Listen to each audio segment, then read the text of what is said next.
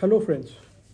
This is my sixth blog on my life experiences, and in this blog, I would like to share with you. I want to compare the life in India and the life in Pakistan. I have lived in India for 32 years of my life, and I have lived in Pakistan for 30 years. So, I will be able to give you a better understanding about how life is in both the countries, and especially as a Muslim. Well, now to start with, life in India at that time, during my uh, schooling time, during my college time, life was really very good. And expenses, daily expenses, monthly expenses were quite minimum. Inflation was quite less. But the only problem which I started facing later was the Hindu and Muslim conflicts. And I started realizing that I would not be able to live a better quality of life in Ahmedabad, and I could get a better quality of life for myself and for my family in Pakistan. That is when I made the decision to migrate. And I can definitely tell you one thing, that the initial years in Pakistan were excellent, were very, very good, because I could live in one of the best, most posh localities. I could live a better quality of life, and at that time, the inflation also was very low. It was quite cheap, uh, and quite affordable. So the initial days were quite good.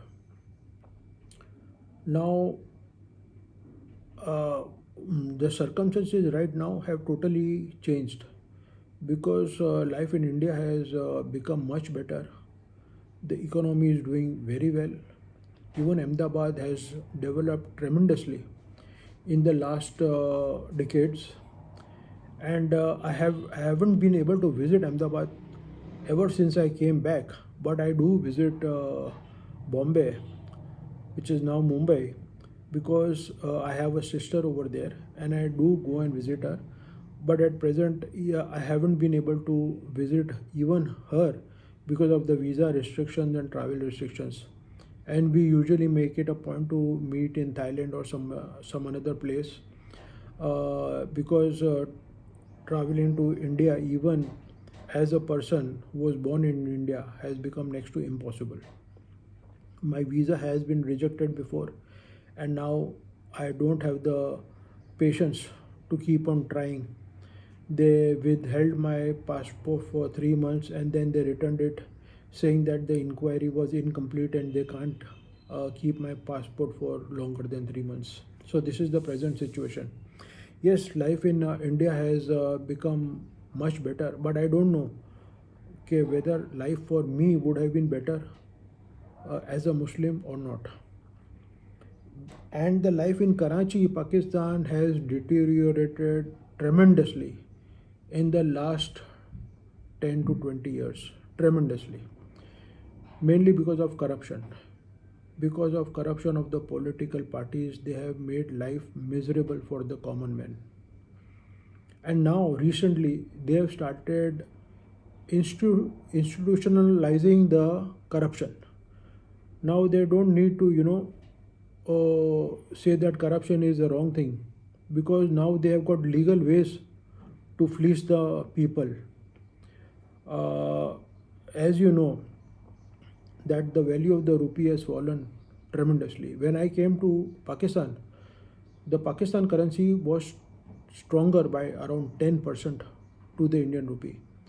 For example, if I paid 110 rupees in India, I would get 100 rupees in Pakistan. That was how strong the currency was. And presently, the currency of India to the dollar is around 91 rupees or something, and the currency of Pakistan is at 280. So that is just a little over three times. So this is the damage these corrupt politicians have done to Pakistan.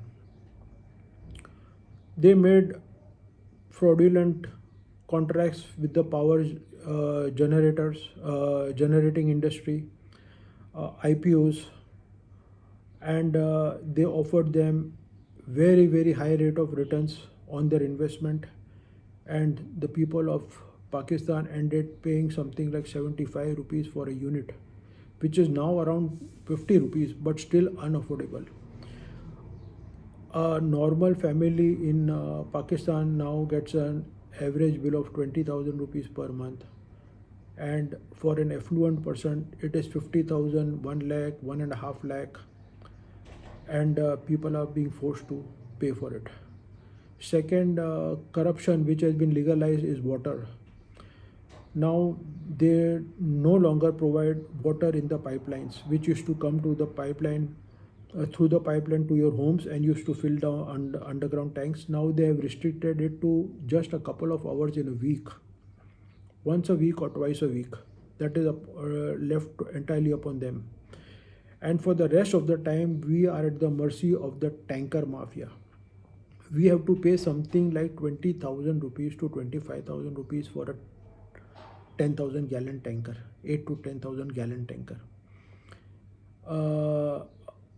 And any family in Pakistan, especially in Karachi, their monthly water expenses is around 10,000 rupees per month. If they are living in an individual house, it is much more, it might be even 20,000 rupees. But if you are staying in an apartment, I think 10,000 of your monthly maintenance goes to the water. So, and apart from that, there is corruption at each and every level. They take decisions in such a way that people are forced to buy some gadgets, which they are the net importers. So their people should the pimps of the people sitting in the ministries, they are the importers of the gadgets. For example, there was a gas shortage, so people had to buy electric stoves. Then after that, they had to buy gas cylinders. Then they had to go to the vendors to get the gas.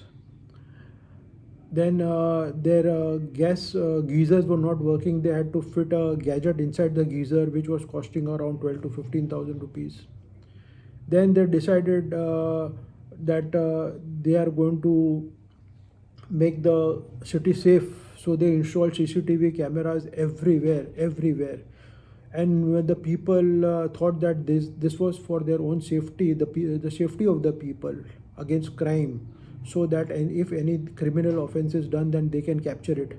But it turned out that it was not for the Safe City project, but it was for another mafia, the traffic police mafia. Now they are taking shots of on the CCTV camera of people who are not wearing helmet while driving a motorcycle. They are not wearing the seat belts, and they are putting a penalty of 10 to 15,000 rupees on violations. Just imagine a person who is earning 20-30,000 rupees, and if he has to pay 5,000 rupees just for not wearing a helmet, or if a person who is driving an Uber or a Careem or any other Yango, and if he has forgotten to wear his seat belt and if he has to pay a penalty of 10,000 rupees, what is this?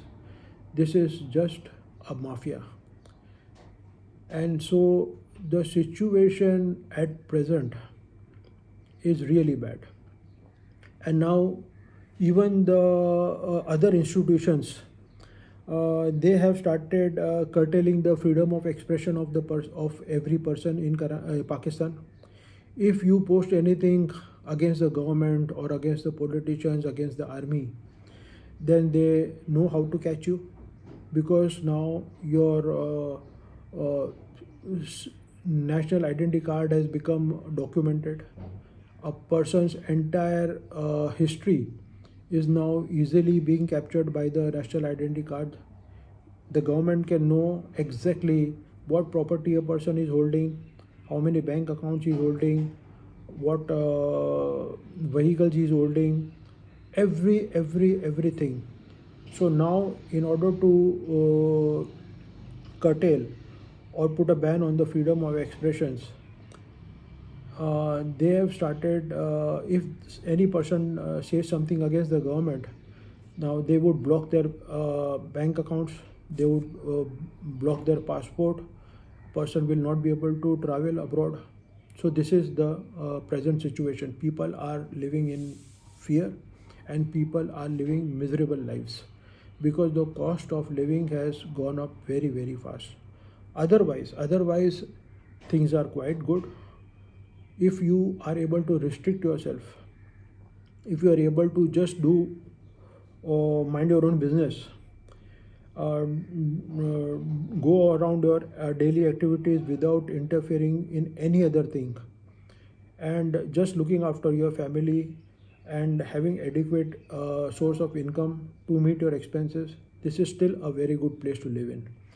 And compared to, if you compare in the dollar terms, if a person is able to take out his monthly expenses in 800 to 850 US dollars per month, then I think it is one of the cheapest countries to live in if you compare in dollar terms. But if you again convert in Pakistan rupees, 2 lakh rupees is not a small amount, and 50% of the population is living below poverty. So this is the present situation in Pakistan, and I hope that you like my video, and I hope that you will subscribe to my channel so that I can get it monetized, and I get the incentive to share more and more things regarding the present situation, regarding the political situation, regarding the geopolitical situation, and we will be able to share our views. I appreciate if you would put your comments, and I will be glad to even reply to you. Thank you so much.